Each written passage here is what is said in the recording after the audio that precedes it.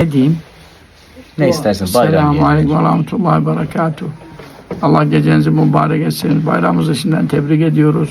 Hayırlı muratlarınıza nail etsin. Korktuklarınıza emin eylesin. Amin. Allahümme salli ala Muhammedin ve aleyhi.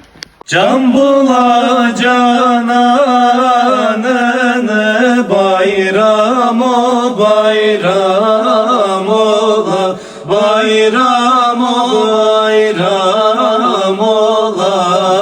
Kul bula sultanını, bayram o bayram ola, bayram o bayram ola. Kul bula sultanını,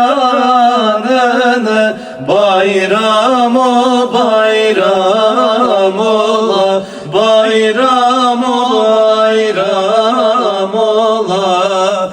Hüznü keder defola, dilde hicab refola, dilde hicab refola.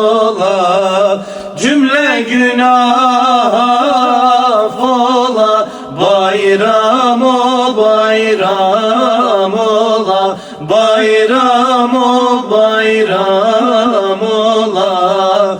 Cümle günah affola, bayram o bayram ola, bayram o bayram ola. Mevla bizi affede, gör ne güzel İd olur, gör ne güzel İd olur. Cürmü hatalar gider, bayram o bayram ola, bayram o bayram